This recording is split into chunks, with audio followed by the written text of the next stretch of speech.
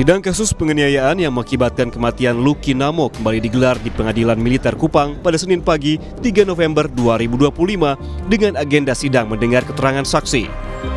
Saksi yang dihadirkan pada sidang kali ini yakni anggota Provos Pratu Petrus Canisius Mahe yang saat itu bertugas sebagai Provos A. Dalam keterangannya di depan majelis hakim, Pratu Petrus mengatakan Prada Lucky sempat mengeluh sakit kepadanya. Tidak hanya itu, saksi juga mendengar langsung suara teriakan ampun dari Prada Lucky. Izin kami mendengar suara teriak, hanya kami tidak melihat siapa yang pukul. Ya, teriak itu karena dipukul. Siap. Apa teriakannya? Izin bilang ampun. Ampun. Siap. Itu suara siapa yang saksi? Izin almarhum. Almarhum. Siap. Ya. Tapi saksi tidak melihat siapa yang mukul. Izin kami tidak melihat. Pada saksi? Siap, izin keluarnya hanya bilang sakit. Sakit. Siap. Disebutkan nggak di bapaknya yang sakit? Siap, izin bilang badan. Badan. Siap. Yang pertama izin yang saya melihat disuruh jungkir, merayap. Siap, izin keras. Keras. Siap. Ke bagian punggung 4-5 kali, posisinya tiarap ya. Siap. Ibu Prada Lucky Namo tak kuasa mendengar keterangan saksi dalam sidang lanjutan kasus kematian anaknya. Ibu Prada Lucky meminta para pelaku dipecat dan dihukum maksimal sebab tewasnya Prada Lucky masuk kategori pembunuhan berencana, bukan tewas karena dianiaya. Kami berharap hukuman itu hukuman yang seberat-beratnya. Karena ini bukan penganiayaan, tapi pembunuhan berencana. Dan pasalnya harus sesuai dengan motif yang mereka lakukan, yaitu pembunuhan berencana. Mendengar keterangan saksi, saya cukup sakit hati. Di mana keterangan saksi itu menyatakan bahwa anak saya sudah meminta ampun berulang-ulang kali, tetapi pelaku tidak punya hati. Mereka tidak merasakan jeritan hati anak saya, teriakan anak saya, mereka tidak mendengarnya. Mereka tetap memukul, tetap menyiksa anak saya. Dalam kasus ini, 22 orang yang merupakan atasan dan senior Prada Lucky dijadikan terdakwa. Dalam persidangan terungkap bahwa antara 27 hingga 31 Juli 2025, Prada Lucky mengalami beberapa bentuk penganiayaan fisik. Sidang kasus kematian Prada Lucky akan dilanjutkan hari ini, Selasa 4 November 2025, dengan agenda pemeriksaan saksi-saksi berikutnya. Tim Liputan, Kompas TV. Sidang kasus penganiayaan yang mengakibatkan kematian Prada Lucky Namo kembali digelar di Pengadilan Militer Kupang pada Senin pagi dengan agenda pemeriksaan saksi. Pemeriksaan saksi ini penting, saudara, untuk mengungkap sejauh mana peran terdakwa dalam kasus ini. Dan untuk selengkapnya kita akan bahas bersama dengan ahli hukum pidana Universitas Jenderal Sudirman, Profesor Hipnu Nugroho. Selamat pagi. Assalamualaikum, Prof. Hipnu. Waalaikumsalam, selamat pagi Mbak Adisti. Ya, Prof. Hipnu, tadi kita sudah melihat dan menyaksikan paket berita sebelumnya, orang tua mana yang tidak sakit, orang tua mana yang pasti tidak terima dengan apa yang terjadi saat ini terhadap anaknya sampai meninggal dunia karena dianiaya. Tapi kemudian yang di-underline oleh ibunda dari Prada Lucky Namo, ini bukan penganiayaan tapi pembunuhan berencana. Nah, dari sidang lanjutan kasus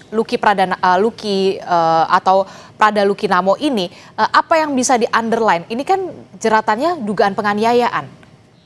Ya, jadi gini Mbak, bicara peradilan militer itu berbeda dengan peradilan umum.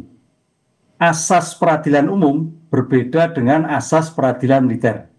Kalau asas peradilan militer itu adalah namanya asas satu pertanggungjawaban komandan. Nah, di sini kita harus lihat sejauh mana pertanggungjawaban komandan yang bersangkutan atas tewasnya meninggalnya Prada Lucky.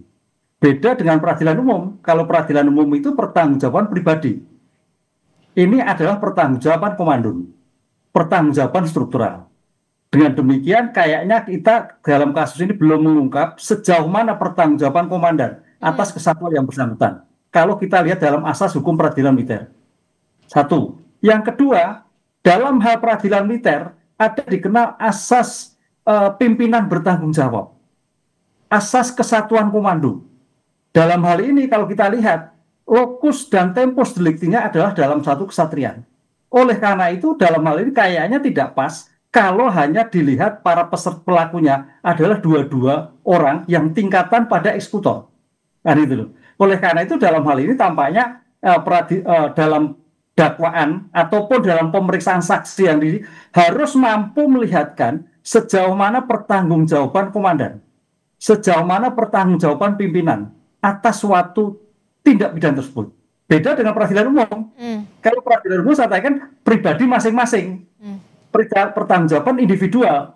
Tapi kalau pertanggung militer, pertanggungjawaban struktural. Nah, ini yang tampaknya akan dilakukan oleh keluarga korban. Satu. Yang kedua, yang perlu dicermati, ini peradilan bagus sekali, terbuka untuk umum. Semua melihat, sehingga dengan demikian termasuk mahasiswa saya ini hari ini kuliah semuanya melihat gitu Pak. Untuk pendidikan bahwa ternyata peradilan militer juga peradilan yang terbuka untuk umum. Sehingga ketika ada suatu permasalahan, ada suatu tanda petik perlu dibenahi, tanda petik perlu ada suatu masukan, inilah kita lihat. Apa yang kita lihat? Pertama, kalau tadi keluarga Ibu Prada kok terstruktur, kemudian terkait dengan hukuman ringan, lah inilah yang kita bandingkan. Antara ancaman pidana militer dengan pidana umum ternyata lebih berat pada peradilan umum. Begitu, Mbak. Nah, itu yang kemudian menjadi perhatian kita semua begitu ya. Jadi ancaman pidana ini lebih berat ancaman pidana umum dibandingkan dengan ancaman pidana militer. Kalau tidak salah ini 22 terdakwa dituntut 9 tahun penjara.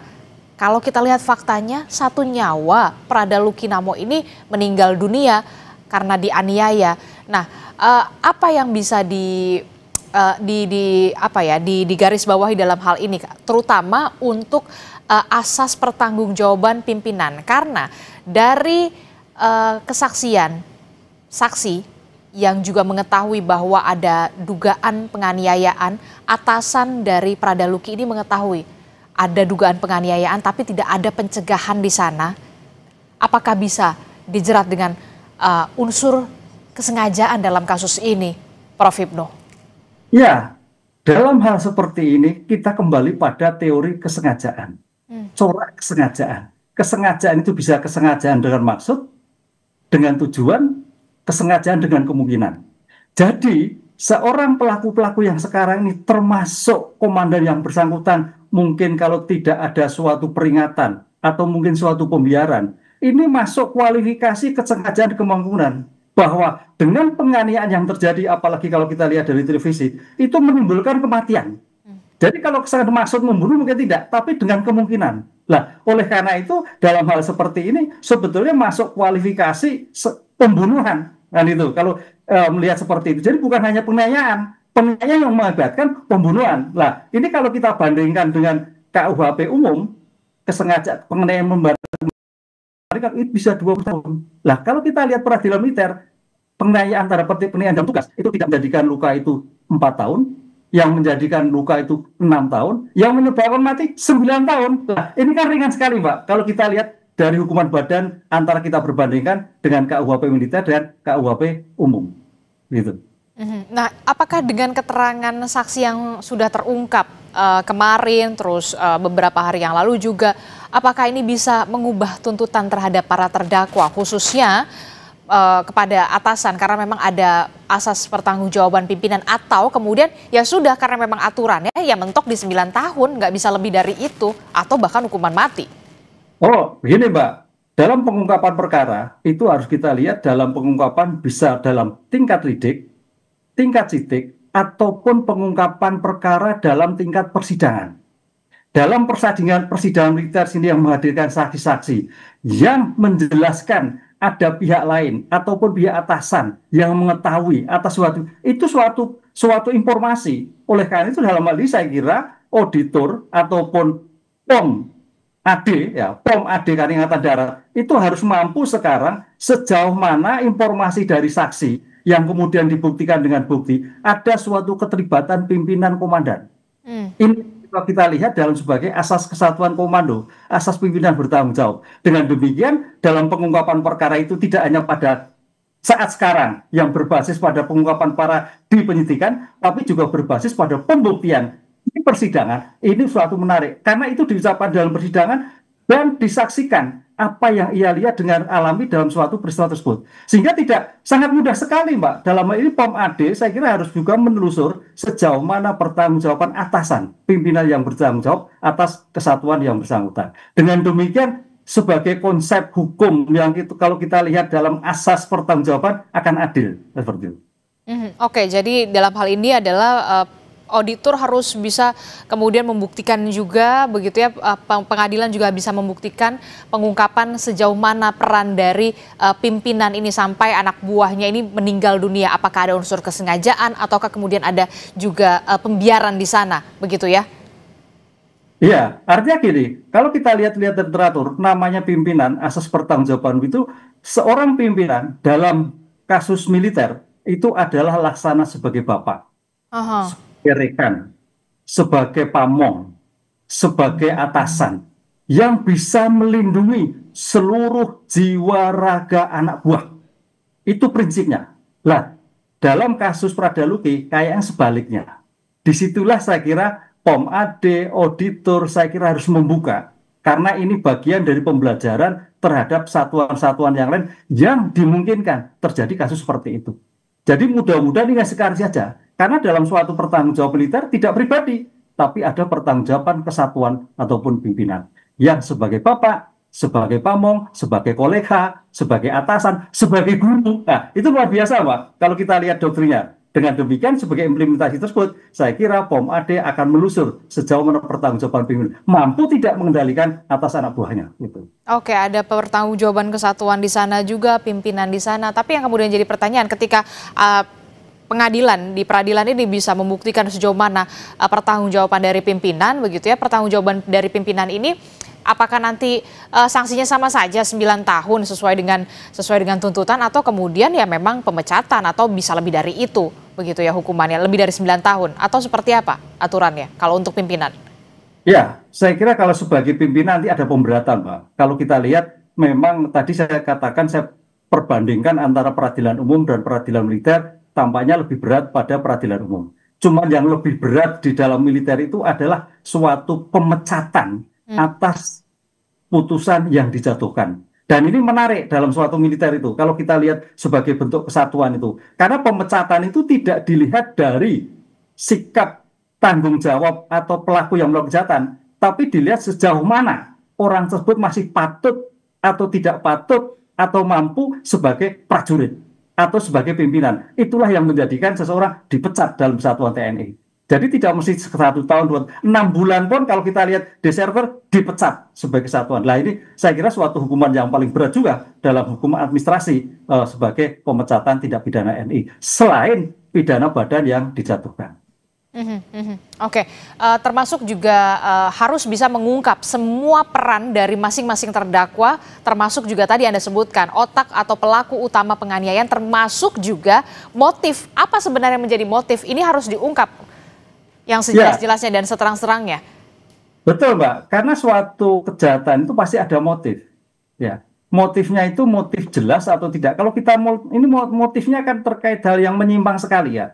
Ini suatu informasi, apakah informasi betul atau tidak. Yang cuma disalahkan itu sekarang pertanyaan, kenapa penganiayaan yang sampai menjadikan luka? Dan kenapa penganiayaan menyebabkan meninggal? Itu yang terjadi. Karena ini suatu kesatrian loh, suatu jiwa yang terdidik, tentara nasional yang harus bisa mengayomi. Nah, gitu. Jiwa korsa yang berlebihan mungkin harus juga diinformasikan dengan tertib. Informasi yang mana?